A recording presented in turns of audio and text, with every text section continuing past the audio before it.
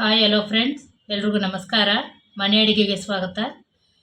ಬನ್ನಿ, ಇವತ್ತಿನ ವಿಡಿಯೋದಲ್ಲೊಂದು ಮೊಟ್ಟೆ ತವಾ ಫ್ರೈ ಮಾಡೋದನ್ನ ತಿಳಿಸ್ಕೊಡ್ತಾ ಇದ್ದೀನಿ.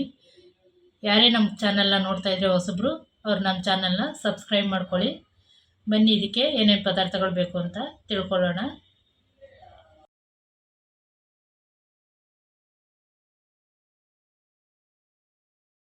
ಮೊದಲಿಗೆ ಇಲ್ಲಿ ನಾನು ಒಂದು 4 ಮೊಟ್ಟೆನ, ಬೇಯಿಸಿರೋಂಥ ಮೊಟ್ಟೆನ ತೊಗೊಂಡಿದ್ದೀನಿ.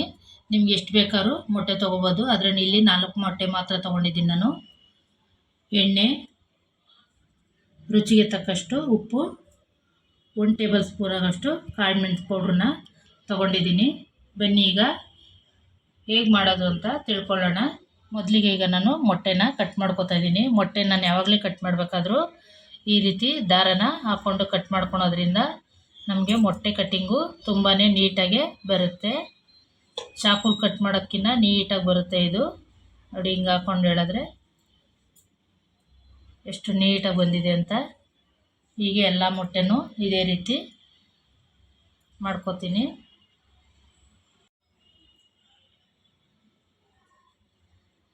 ನಾವು ಚಾಕುಲ್ ಕಟ್ ಮಾಡೋಕ್ಕೆ ಹೋದರೆ ಕಟ್ಟಿಂಗು ನೀಟಾಗಿರಲ್ಲ, ಒಂದೊಂದು ಥರ ಬರುತ್ತೆ. ಆದರೆ ದಾರದಲ್ಲಿ ನಮಗೆ ಒಂದೇ ಲೆವೆಲಾಗೆ ಬರುತ್ತೆ. ನೋಡಿ ಎಷ್ಟು ನೀಟಾಗಿ ಕಟ್ಟಾಗಿದೆ ಇದು. ಈಗ ಇದಕ್ಕೆ ನಾವು ಉಪ್ಪು ಮತ್ತು ಪೆಪ್ಪರ್ನ ಹಾಕ್ಕೊಳ್ಳೋಣ. ಎಲ್ಲ ಮೊಟ್ಟೆಗೂ ಉಪ್ಪು ಹಾಕಬೇಕು. ಈಗ ಎಲ್ಲ ಮೊಟ್ಟೆಗೂ ಉಪ್ಪನ್ನ ಹಾಕಾಗಿದೆ. ಇದಕ್ಕೇ ಪೆಪ್ಪರ್ನು ಕೂಡ ಅದೇ ರೀತಿ ಹಾಕ್ಕೋಬೇಕು. ಪೆಪ್ಪರ್ ನಿಮ್ಮ ಖಾರ ಎಷ್ಟು ಬೇಕೋ ಅಷ್ಟು ಹಾಕ್ಕೋಬೇಕು. ನೋಡಿ, ಈಗ ಮೊಟ್ಟೆಗೆ ಉಪ್ಪು ಮತ್ತು ಪೆಪ್ಪರ್ನೆಲ್ಲ ಹಾಕಿ ಇಟ್ಟಿದ್ದೀನಿ. ಈಗ ಇದನ್ನು ಹೇಗೆ ಮಾಡೋದು ಅಂತ ತಿಳಿಸ್ಕೊಡ್ತಾ ಇದ್ದೀನಿ. ಬನ್ನಿ, ಈಗ ಸ್ಟವ್ ಮೇಲೆ ಒಂದು ತವಾನ ಕಾಯಕ್ಕಿಟ್ಟಿದ್ದೀನಿ. ಈ ತವಕ್ಕೆ ನಾವು ಜಸ್ಟ್ ಒಂದೇ ಒಂದು ಸ್ಪೂನ್ ಎಣ್ಣೆ ಆದರೆ ಸಾಕು. ಇದಕ್ಕೆ ಎಣ್ಣೆಯನ್ನು ಜಾಸ್ತಿ ಬೇಡ, ಒಂದೇ 1 ಟೇಬಲ್ ಸ್ಪೂನ್ ಎಣ್ಣೆ ಆದರೆ ಸಾಕು.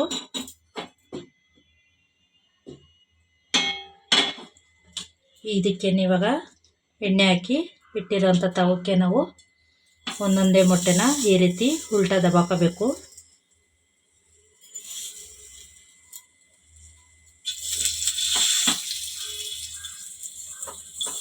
ಇದು ತುಂಬ ರುಚಿಯಾಗಿರುತ್ತೆ, ಟೇಸ್ಟು ಕೂಡ ತುಂಬಾ ಚೆನ್ನಾಗಿರುತ್ತೆ.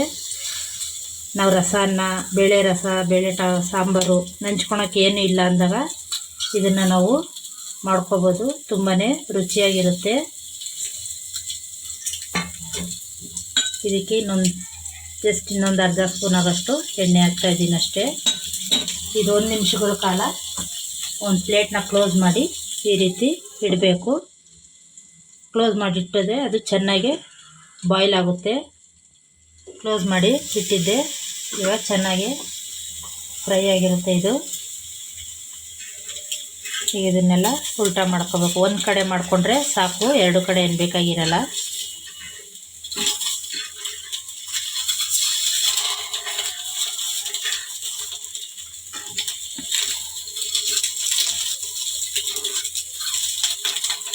ಹೈ ಫ್ಲೇಮ್ ಇಟ್ಕೊಂಡು ಬೇಯಿಸೋದು ಬೇಡ, ಲೋ ಫ್ಲೇಮ್ ಇಟ್ಕೊಂಡು ಮಾಡಿಕೊಂಡ್ರೆ ಸಾಕು, ಬೇಗನೆ ಆಗುತ್ತೆ. ಇದು ಅನ್ನ ರಸಕ್ಕೆಲ್ಲ ತುಂಬಾ ರುಚಿಯಾಗಿರುವಂಥ ಮೊಟ್ಟೆ ತವಾ ಫ್ರೈ, ತುಂಬ ಟೇಸ್ಟಿ ಕೂಡ. ಒಂದು ಸಲ ಟ್ರೈ ಮಾಡಿ ನೋಡಿ. ಎಣ್ಣೆ ಹೊಡೆಯೋರ್ಗಂತೂ ತುಂಬಾ ಇಷ್ಟ ಆಗುತ್ತೆ. ಅವರಂತೂ ಜಾಸ್ತಿನೇ ಕೂಡ ತಿಂತಾರೆ. ಇದನ್ನು ಒಂದು ಸಲ ಮಾಡಿಕೊಡಿ, ಮೊಟ್ಟೆ ಇಷ್ಟ ಇಲ್ಲ ಅನ್ನೋರು ಕೂಡ ತಿಂತಾರೆ. ಓಕೆ, ಇದಾಗಿದೆ. ಈಗ ಸರ್ವ್ ಮಾಡ್ಕೊಳ್ಳೋಣ. ಬನ್ನಿ ಫ್ರೆಂಡ್, ಎಗ್ ತವಾ ಫ್ರೈ ರೆಡಿಯಾಗಿದೆ. ತುಂಬ ಟೇಸ್ಟಿಯಾಗಿರುವಂಥ ಎಗ್ ತವಾ ಫ್ರೈ. ಇದು ಗಾರ್ನಿಷ್ಗೋಸ್ಕರ ನಾನು ಕೊತ್ತಂಬರಿ ಸೊಪ್ಪು ಇಟ್ಟಿದ್ದೀನಿ ಅಷ್ಟೇ. ನಿಮಗೂ ಕೂಡ ಈ ರೆಸಿಪಿ ತುಂಬಾ ಇಷ್ಟ ಆಗುತ್ತೆ. ಟ್ರೈ ಮಾಡಿ ನೋಡಿ. ಬೇಳೆ ಸಾರಿಗೆ ಅಂಥವಕ್ಕೆಲ್ಲ ತುಂಬ ಟೇಸ್ಟಿಯಾಗಿರುವಂಥ ರುಚಿಯಾಗಿರುವಂಥ ಎಗ್ ತವಾ ಫ್ರೈ. ಈ ರೆಸಿಪಿ ದೊಡ್ಡವರಾಗಲಿ ಚಿಕ್ಕವರಾಗಲಿ ಎಲ್ಲರೂ ಕೂಡ ಇಷ್ಟಪಟ್ಟು ತಿಂತಾರೆ. ಈ ರೆಸಿಪಿ ನಿಮ್ಗೆ ಇಷ್ಟ ಆಗಿದ್ದರೆ ಒಂದು ಲೈಕ್ ಮಾಡಿ, ಶೇರ್ ಮಾಡಿ, ಹಾಗೆ ಸಬ್ಸ್ಕ್ರೈಬ್ ಕೂಡ ಆಗಿ friends. Okay, thank you friends. Next ವಿಡಿಯೋದಲ್ಲಿ ಸಿಗೋಣ.